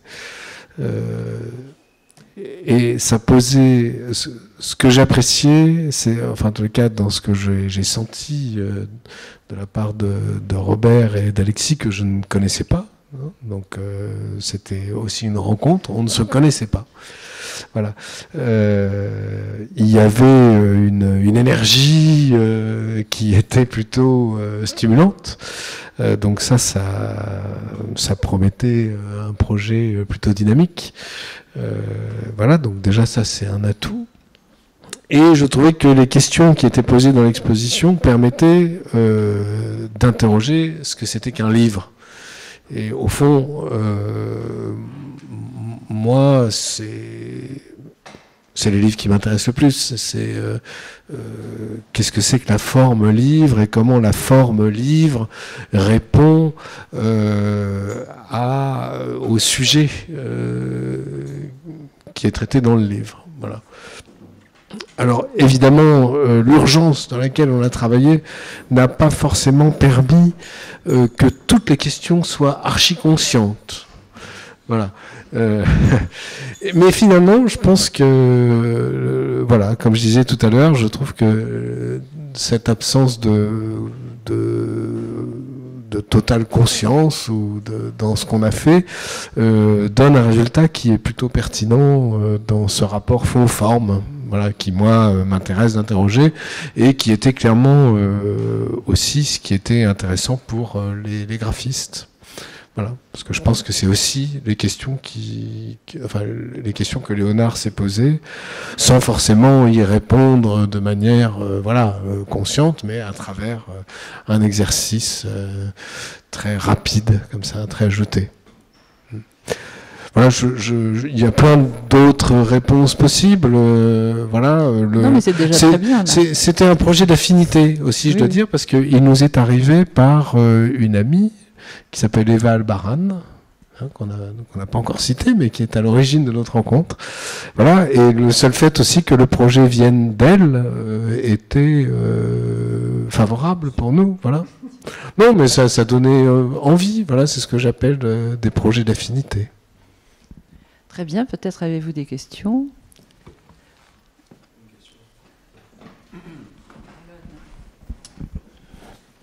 Bonjour. Alors, la question que je me posais, c'était de savoir pourquoi, dans les objets, dans la sélection des objets que vous avez fait, vous n'en avez choisi qu'un seul qui était, disons, anonyme, ou que vous aviez trouvé au BHV et que vous avez choisi pour ses qualités sont formelles, parce que je pense que, parce que il y a énormément de choses effectivement qu'on peut voir et qu'on peut sélectionner, et la question que vous posez, elle pose aussi justement cette limite de est-ce que tout peut être montré comme étant une chose, comme étant une sculpture, et même dans des choses qui sont du coup dessinées pour être fonctionnelles. Voilà. Non, merci, c'est une très bonne question, on se l'est posée nous-mêmes, mais on a assez vite réalisé que ça aurait été une autre exposition, en fait, parce que ça ouvre une porte énorme, comme tu dis, et c'est aussi simple que ça. Et du coup, on a pu aussi se concentrer sur ça resserre le propos, et on a pu se concentrer sur la création de la forme, qui est, tu disais tout à l'heure, oui, qu'est-ce qu'ils ont ces objets en commun? Effectivement, c'est difficile à dire, mais ce qu'ils ont peut-être en commun, c'est que ils sont élaborés en quelque sorte. Ils sont pas, c'est pas des objets naturels. Ils sont raffinés. Je ne sais pas si c'est une porte que je devrais ouvrir là maintenant, mais c'est un sujet qui m'intéresse aujourd'hui particulièrement, parce que j'ai l'impression que il y a plein de phénomènes qui font qu'aujourd'hui, ce travail d'une forme singulière, élaborée, qui a caractérisé le design pendant longtemps, est un peu en train de se perdre aujourd'hui. Alors, j'espère que vous allez me contredire, mais en tout cas, Instagram, enfin le travail pour Instagram, le travail pour l'image, ne va pas forcément inciter ça. Moi, je me souviens quand j'ai découvert le design, les objets, il y avait une boîte d'Enzo Mari, je pouvais m'extasier sur un détail de charnière, et ça se déployait j'étais comme un enfant, comme un univers. Et ce genre de choses, j'ai l'impression qu'aujourd'hui, c'est pas toujours la priorité. Et curieusement, alors ceux pour qui c'est la priorité, c'est peut-être pas les designers les plus, ceux qui sont les plus brûlants aujourd'hui, ou ceux dont les critiques importantes aujourd'hui vont dire c'est ça qu'il faut faire. Donc activisme, politique, il y a technologie pure, tout ça c'est des sujets. Enfin, les designers qui sont encore attachés à ce travail singulier de la forme, généralement, là on va très vite, mais généralement ils s'attachent pas à ces sujets-là qui sont jugés aujourd'hui pertinents par les critiques qui respectés. Je comprends. Quel sujet? Les sujets comme par exemple l'activisme, oui. Les sujets comme le design politique, le sujet comme l'exposition au Centre Pompidou actuellement, Broken Nature, voilà, enfin la Triennale de Milan. D'accord. Ouais, j'avais du coup une question qui est aussi en lien avec... vous avez un peu du coup répondu. Mais ouais, du coup le fait d'avoir tout mis sur fond bleu comme ça, pardon. Ouais, le fait de tout avoir mis sur fond bleu comme ça a pas tendance un peu à justement neutraliser le comment dire le fait même qu'on puisse distinguer si c'est un objet ou non. Je veux dire ça, et aussi du coup de le rendre en fait comme une image quoi, parce qu'il suffit de sortir son portable et on peut prendre 40 photos de chaque objet et, comment dire, et ouais, en fait très facilement obtenir une image d'un objet sans, enfin, ça va dans ce sens-là aussi, non Absolument. Ça va dans ce sens-là et c'est très juste et c'est voulu. Ça produit une forme d'indifférence. Ouais. C'est ce sentiment d'indifférence qu'on peut avoir quand on passe les objets sous forme d'images au téléphone. L'idée, c'était de parler un peu de ça dans une exposition de manière théorique, mais de manière concrète et avec les vrais objets. Donc évidemment, il se produit autre chose avec des objets physiques, mais le simple fait que visiblement ça produit quand même quelque chose qui va un peu dans ce sens-là, c'est le propos de l'exposition, donc c'est tout à fait juste. La seule chose sur laquelle vous n'avez pas été particulièrement militant, c'est la gender. La seule chose sur laquelle vous n'êtes pas particulièrement militant, Alexis et toi, c'est, et c'est bizarre que ce soit moi qui dise ça,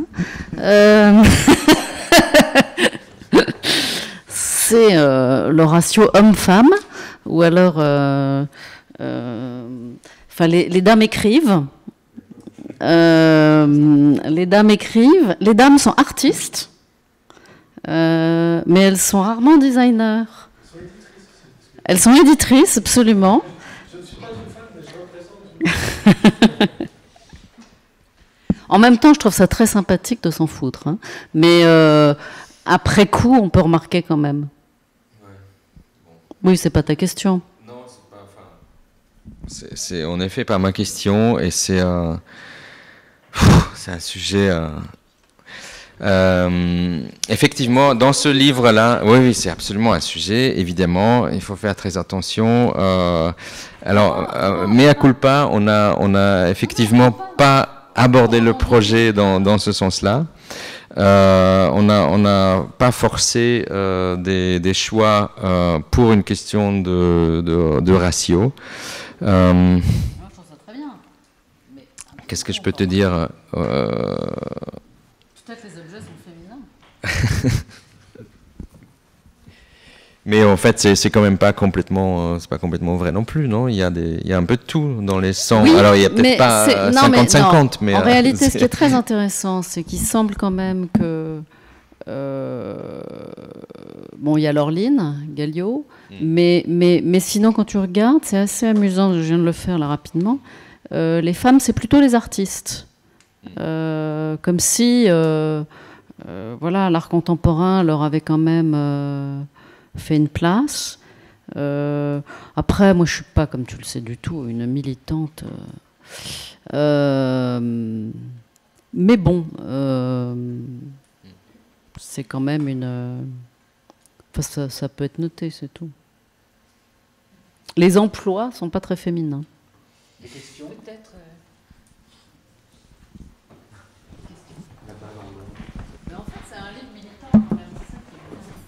Je tenais à préciser quand même que l'école forme 50% de femmes comme d'hommes. Mais il est certainement vrai qu'effectivement, c'est plus difficile. L'art contemporain, les femmes dans l'art contemporain, c'est une chose qui est plus ancienne. Et donc, là aussi, ça a mis du temps avant qu'elles prennent leur place. Ce sera peut-être...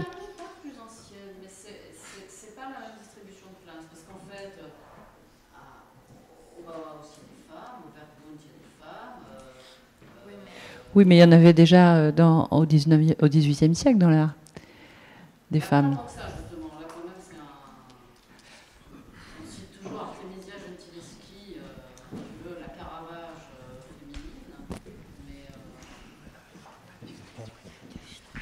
Bonjour. En fait, je voulais juste poser une question à Monsieur Stadler. Je voudrais savoir si votre travail de collectionneur a une influence sur votre travail de designer. En gros, et aussi, en fait, derrière ma question, c'est est-ce que les artistes, en fait, influencent directement votre travail, quoi, en fait. Merci. Alors, c'est drôle de dire le travail de collectionneur. C'est vrai, si on est un vrai collectionneur, ce que je ne me considère pas, parce que j'ai des amis qui le sont, c'est effectivement un travail. Moi, c'est pas ça, mais j'ai noté que c'est important en fait c'est pas seulement de collectionner, mais de se plonger régulièrement dans l'histoire. C'est quelque chose vraiment à prendre avec des gants.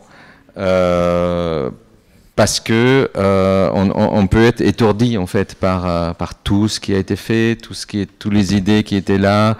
Je me souviens aussi avec Radi, à un moment donné, on voulait écrire un manifeste, et après il y avait une exposition sur les années UAM quelques mois après à Beaubourg, et on a vu qu'ils ont déjà tout écrit. Donc on a il écrit à peu près ce qu'on voulait dire. Enfin, c'est important, je le fais naturellement, ça m'intéresse naturellement, mais effectivement, c'est une question de dosage. Il faut aussi trouver des stratégies pour se protéger, pour pas se bloquer en fait, pour faire les choses. Ouais. Mais ça, je pense, c'est à chacun de voir comment il peut. En revanche, je dirais que toujours que moi, je trouve très important d'être un minimum informé, parce que sinon, c'est dramatique et on voit souvent. On voit souvent des choses quand même surgir où personne réagit parce que personne connaît. Enfin, je ne parle pas seulement de ceux qui l'ont fait, mais de ceux qui le commentent, ou ceux qui le critiquent, ou ceux qui l'exposent. Ben là, tu as un machin marrant avec Scott Burton, mais enfin, sur les... sur les non, enfin, c'est pas Scott Burton, c'est je ne sais qui est même pas Max Lamb, mais c'en est un autre qui cite Scott Burton, c'est assez marrant. Ah oui, c'est Oscar Toison. Voilà. Ouais. C'est le moment. Lancez-vous. Alors, Félix. Il y a déjà eu des diplômes ici qui étaient des expositions proprement parlées. Oui. Enfin, des mémoires. Mais moi, je te parle de l'exposition. Tu vois, le projet de diplôme. Non, oui, mais là, non, pas le projet de diplôme. Tu vois, c'est marrant. Bonjour. Je voudrais pas faire redescendre le débat, mais moi j'ai beaucoup apprécié la scénographie. J'ai beaucoup apprécié la scénographie, donc je sais pas si on peut en revenir un petit peu sur les slides, et j'étais juste curieux de savoir comment elle a été faite, tout simplement sur la structure jusqu'à son recouvrement. Voilà, non, mais vous faites pas redescendre le débat. Non, pas du tout. Merci. Vous le sauvez des femmes. Alors cette scénographie-là de l'exposition Quiz, oui, alors elle était faite bêtement. Elle était faite bêtement, c'est-à-dire médium, peinture. Enfin, c'est pas du tout un objet, on va dire, sophistiqué avec des astuces. C'est vraiment ce que là, on est très terre à terre. C'est les ateliers de la ville de Nancy qui sont associés au projet. C'est eux ce qu'ils peuvent faire dans leur atelier de menuiserie. Et voilà. Donc non, mais c'est moi-même, c'était intéressant de voir à un moment donné, quand on est designer et notamment quand on est formé ici, on cherche, on travaille en prenant l'industrie en compte, alors que là, vraiment, c'était la création d'une forme de cette exposition et la réalisation avec ce qui était disponible sur place, ce qui était voilà, bêtement, la menuiserie et la peinture. Mais c'est une question d'échelle aussi, hein, parce que 1000 mètres carrés, voilà, tu les fais comme ça. Et donc justement, comme tout à l'heure, on parlait un peu de la question de la perception dans le livre, et de voir comment les objets se donnaient à voir, et à la perception. Quand vous avez conçu la scénographie, vous avez d'abord fait des maquettes, des 3D, ce que vous disiez tout à l'heure, mais comment on traite cette question de la perception à une telle échelle? Enfin, comment vous l'avez traité? Quelles étaient les étapes, et même dans quel mode vous étiez au moment de l'expo? Du coup, désolé pour le... On a commencé à faire une maquette, mais après, on s'est heurté à la question de l'échelle, Parce que quand on est arrivé à la sculpture de Mounari qui est grand comme ça, à l'échelle d'une maquette, ça n'existe plus. Alors que c'est assez beau parce qu'en réalité, cet objet, il surexiste et on l'a fait surexister aussi. Mais donc on a abandonné la maquette et on est passé à la 3D. Et on a fait... alors concrètement, il y a des objets qui existent en 3D. Il y en avait relativement peu dans l'exposition. Déjà, tous les objets d'artistes n'existent pas, on ne trouve pas en 3D. Il y en a certains qu'on a reconstruits en les simplifiant. Genre le vase voilà, ça c'est un tube de cette couleur-là pour la scénographie. Et après, des objets pas possibles, on fait des volumes d'encombrement et on plaque des images dessus. Mais ce qu'il faut prendre ça avec des gants parce que voilà, un volume c'est massif, c'est fermé, ça donne pas du tout la même chose évidemment dans une exposition. Ça c'était comme ça. Alors pour Vitra, presque tout existait en 3D. Donc ça c'est un autre luxe qui était un autre luxe dans ce projet-là, de pouvoir tout placer en 3D. Ouais. Merci. Oui, j'ai une question parce que vous avez parlé de la limite avec le ludique, le jeu, de ne pas vouloir trop rentrer là-dedans. Et vous dites aussi que c'était un parti pris de vouloir jouer avec l'image de ces objets. Donc, on est quand même un peu à la limite de ne pas comprendre parfois, de passer à côté de ce qu'ils sont. Et donc je me demande, vu que j'ai pas vu l'expo, quelles informations vous donniez aux visiteurs pour qu'ils puissent quand même passer au-delà de cette espèce de je sais pas ce que c'est, je suis un peu bête, à quel point vous le guidiez quand même dans les informations. Non, il y avait un livret d'exposition avec des images des objets pour les retrouver, mais on ne donnait pas de... C'est intéressant parce que c'est une question qui se posait, mais par exemple, on ne mettait pas sur un objet informe, voilà, par exemple, le pouf, on ne mettait pas pouf, on mettait, parce que ça aurait été compliqué avec les œuvres d'art, il fallait mettre à chaque fois sculpture, mais, et donc on mettait le titre de l'objet à chaque fois. Et oui, on était très dur, on laissait débrouiller les gens. Mais je pense que finalement, on a toujours à se débrouiller dans une exposition. Enfin, on n'est pas au Palais de la Découverte. Et le parti pris était que le dispositif, le choix des objets et la juxtaposition des objets soient suffisamment attractifs ou intrigants pour ceux qui ont envie, ils vont aller plus loin. Et en plus, on a eu la chance de pouvoir faire un livre qui était... sortie pour l'exposition et qui était présente. Donc, il y avait un livret aussi, ouais. Mais un livret pas avec pas de notes explicatives. D'accord, il n'y avait même pas une cartographie comme Constance à Bordeaux sur la couleur, elle a fait ça. Non. Il doit y avoir juste des silhouettes. Oui, des silhouettes. Une assez belle exposition au musée des arts décoratifs de Bordeaux sur la couleur. Non, mais il y avait tu pouvais voir le titre de l'œuvre ou de l'objet, l'auteur, etc. Et dans l'exposition, tous les objets étaient numérotés. Mais on ne donnait pas d'indice sur ce que c'est ou sur ce que c'est pas. Enfin, ça serait même tirer une balle dans le pied. Enfin, il y a eu beaucoup de discussions avec ça, mais il fallait vraiment qu'on reste dur pour amener jusqu'au bout cette idée ou cette logique.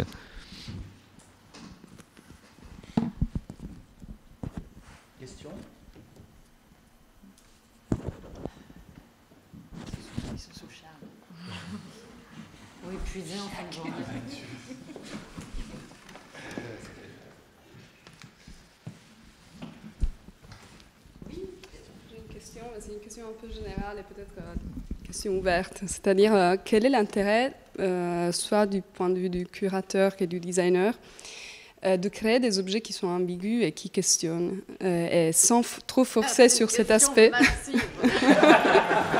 Non, voilà, mais c'est juste, voilà, ça peut rester une question ouverte. Très bonne question, enfin c'est un peu une question miroir parce que ça va peut-être être dû la première chose que j'aurais dû dire sur l'idée de cette exposition.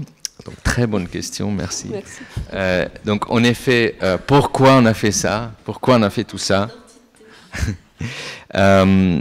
L'idée était de pouvoir appréhender les objets sans filtre. C'est-à-dire le fait de ne pas savoir de quoi il s'agit, ni typologiquement, ni tout ce qu'on a évoqué avant, fonctionnel, dysfonctionnel, etc., nous permettait d'aller droit vers quelque chose. Et de pousser aussi le spectateur dans un rôle plus actif. C'est en effet le contraire de l'audio guide. C'est qu'on voit ça et on se dit, bon, je ne sais pas ce que c'est. Si je ne regarde pas le livret, je ne sais pas qui l'a fait. Et donc, c'est une forme. Et qu'est-ce que je peux faire avec? Mais pas faire avec seulement dans la question est-ce que ça a une fonction ou pas, mais qu'est-ce que je peux faire avec cette chose? C'est ça qui nous intéressait. C'est de pouvoir aborder les objets plus librement et sans les filtres qu'on a toujours massivement dans le design, évidemment, puisqu'il faut comprendre, qu'on a beaucoup moins dans l'art, puisqu'il y a une forme de cultivation du mystère, de ne pas dire, et dans une exposition, on va dire, mixte, comme ça, c'est effectivement, c'est ce qui nous a intéressé, c'est d'amener cette dimension-là dans une exposition où ils cohabitent les deux. Ça, c'est l'intention, mais en même temps, ce qu'on pourrait te reprocher, je vais être méchante maintenant, c'est qu'au fond, c'est un dispositif qui produit de l'abstraction et qu'au fond, tout est devenu œuvre d'art là-dedans.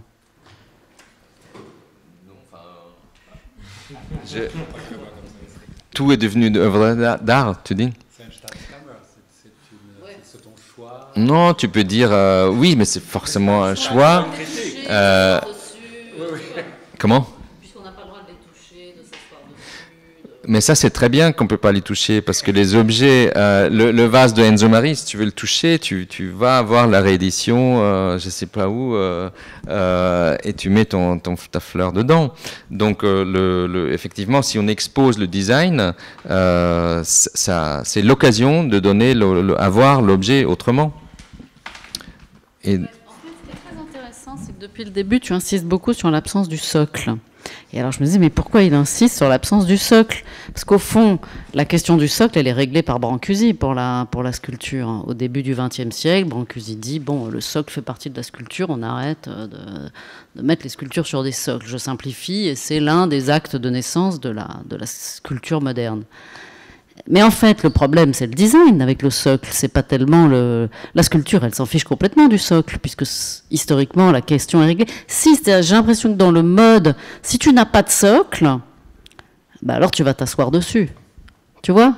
Je veux dire, c'est une vraie question dans l'exposition du design, justement. Comment tu exposes le design de telle sorte que c'est pas le magasin? Moi par ailleurs je suis hyper pour amener les choses vers la visualité, donc je me fais vraiment l'avocat du diable pour le moment, mais je me disais cette question du socle, je trouve ça assez intéressant parce qu'en réalité le problème du socle n'est pas là où on croit, c'est-à-dire ce qui fait qu'un objet de design est exposé, c'est qu'il est sur un socle. S'il n'est pas sur un socle, c'est donc qu'il est en usage, tu vois, alors que la sculpture... Tu as raison, la question devait être réglée depuis Brancusi. Tu vas voir les expositions aujourd'hui, mais d'art contemporain, le socle, il est quand même, il reste présent très souvent. Oui. Et en design, dans le design, le socle, il a plusieurs fonctions. Il peut avoir une fonction pratique, comme tu dis, de pas s'asseoir dessus. Les galeries design, ils utilisent le socle parce qu'ils essayent d'amener l'objet au statut de sculpture, ce qui est parfaitement kitsch et ridicule. Donc là, la question, enfin, se posait même pas. Je le disais pour donner un ingrédient, un des multiples ingrédients de l'exposition. Mais c'est entre nous. Enfin, c'était évident tout de suite.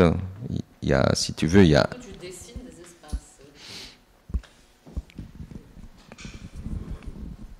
Non, mais par rapport, parce que moi j'ai bien aimé, il y a plusieurs citations dans le livre que je trouve vraiment intéressantes, et c'est vrai que j'ai celle de Hartschwager là sous les yeux, alors qui est assez simple, hein, on va dire même, elle est peut-être un peu simpliste, mais qui dit l'art est inutile, le mobilier est utile. Si vous posez vos fesses dessus, c'est un siège.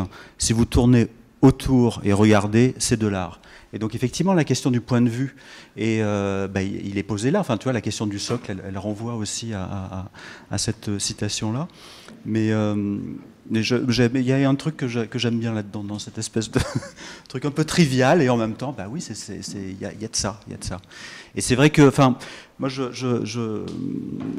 reviens à ce que je disais au début, mais c'est vrai que cet exercice qui fait d'évaluer ces formes, encore une fois, moi, c'est vraiment, enfin, je le perçois vraiment comme une forme d'enquête ludique sur les formes et à quoi elles ramènent. Mais c'est vrai que moi, il y a certains objets, je ne peux pas m'empêcher de se dire, mais tiens, est-ce que je peux décapsuler une bouteille de bière? Est-ce qu'elle est forte en termes de présence? Comment je pourrais être autour? Est-ce que je vais m'approcher très fortement d'elle, ou au contraire la voir plutôt à distance? Et je trouve que cette enquête formelle, en fait, c'est assez rare, je trouve, de le voir. Je pense que c'est en grande partie dû à la question du fond, c'est-à-dire la neutralité qui a été évoquée tout à l'heure.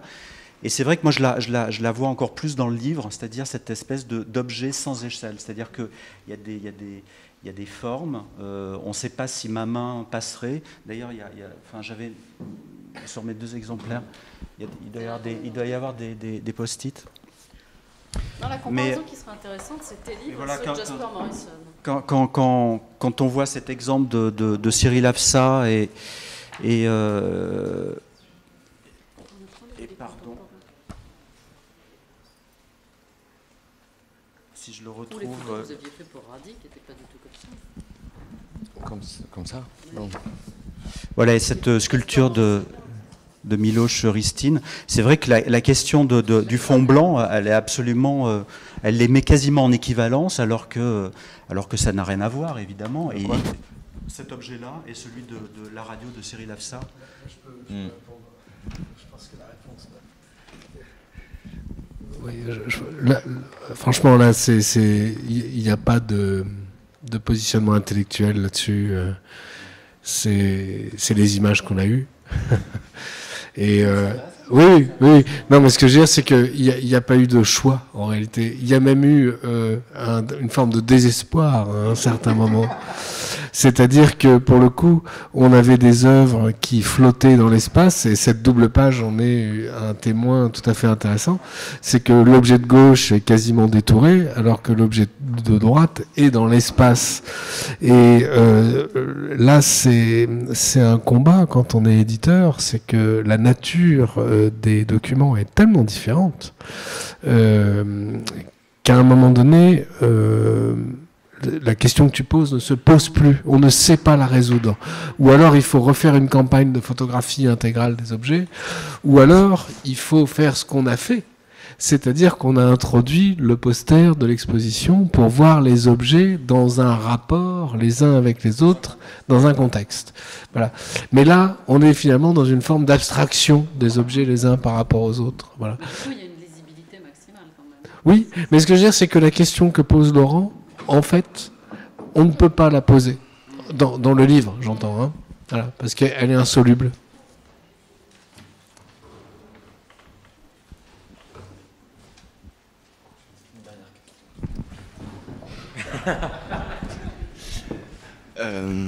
Je sais pas, peut-être il y avait un livre d'or ou pas dans l'expo? Non, je crois qu'il n'y a pas eu un livre d'or. Ouais. On sait jamais. Ouais. Là, ça peut être intéressant d'avoir l'avis de... Oui, absolument. Oui, oui, c'est vrai. On n'a pas pensé au livre d'or. Prochaine fois. Non, mais parce que... Non, tout simplement. Non, en revanche, on a eu une surprise. Une idée pour la prochaine. On a eu une surprise, et notamment pour l'exposition de Dresde. Il n'y a pas eu de vol, il n'y a aucun vol. Ouais. Non, c'est que les objets ont pu développer leur aura et personne n'a osé. Non, à Dresde, on était vraiment surpris parce qu'on a fait un livre qui était presque un petit catalogue noir et blanc qui était donné aux visiteurs. Et les gens se sont vraiment, mais d'ailleurs, annoncé aussi au MUDAM, les gens jouaient le jeu quand même. Nous, on s'est dit, bon, qui va vraiment vouloir comprendre, se promener, chercher le... Et en fait, ça fonctionne. C'était pas du tout un souci. Ok.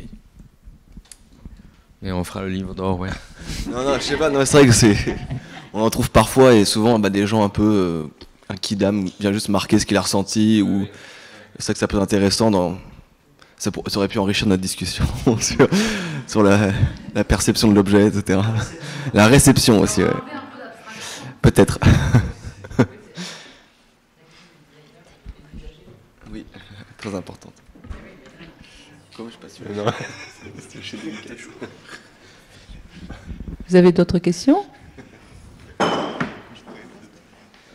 Si vous avez un petit mot de la fin, peut-être.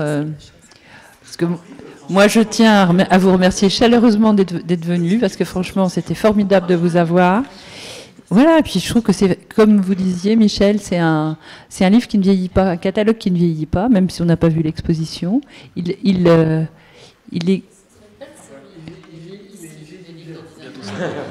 Oui, mais c'était mon idée.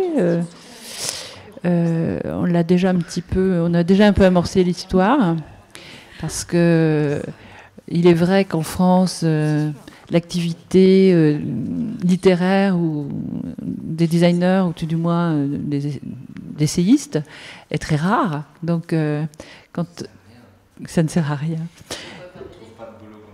Mais c'est peut-être des praticiens qui puissent écrire. Je veux dire, c'est ça qui est le plus intéressant, parce qu'en fait, voilà, on a les typologues qui sont venus nous présenter la boule de pétanque. Ils viendront certainement pour d'autres numéros, parce qu'ils travaillent beaucoup sur les appels aux dons, si je puis dire. Mais c'est une piste effectivement à explorer et à faire connaître. Donc je tenais à vous remercier chaleureusement, Laurent, d'avoir eu cette belle idée, et d'autant plus que beaucoup d'élèves consultent Quiz. Et vraiment, ils adorent ce livre, ils adorent ce catalogue. Et c'est vrai que c'est un objet qui fonctionne très bien, même tout seul. Voilà. Donc je n'ai pas le programme pour la fois suivante. J'en ai un pour le mois de juin. Mois de mai, c'est un petit peu encore indéfini. Mais en juin, nous allons avoir Patrick Bouchin, Christophe Laurence, qui viendront nous parler de la ZAD, d'un livre qui est sorti sur la ZAD. Donc on est tout à fait sur une autre question. Voilà, c'est l'éclectisme qui vaut. Donc je vous remercie tous d'être venus, et puis à très bientôt. Merci.